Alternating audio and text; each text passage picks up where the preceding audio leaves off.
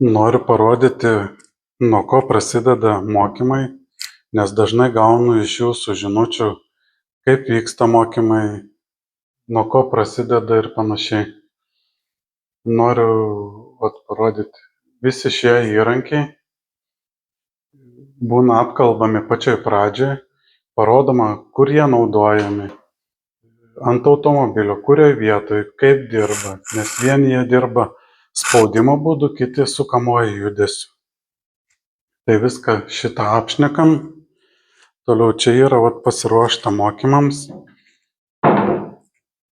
Pats pirminis įrankis, kokį mokiniai pačiupinėja, yra 2 lenkimų standartinis įrankis, kuris yra su keičiamais antgaliais.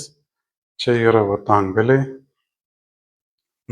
Apšnekam, kai pradeda mažą duobutę, nuo kokio antgalio, kaip reikia dirbti pradėti. Toliau pasikabinimas. Pasikabini, kad būtų patogu, permauni ir gali spausti su šiuo įrankiu, užsisukęs antgalį. Toliau kitas labai svarbus dalykas yra kaltukai. Kokie kaltukai, kur naudojami.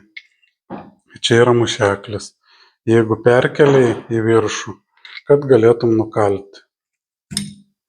Toliau mūsų rašiklis, nes mes pirmą apšnekam teoriškai ir įgyvendinam praktiškai. Štai yra šviestuvas. Pasimokinam, kaip jį pasistatyti, kad matyti, nes tai yra labai svarbu, kokiu kampu pasistatyti, kokio atstumo nuo įlenkimo pasistatyti.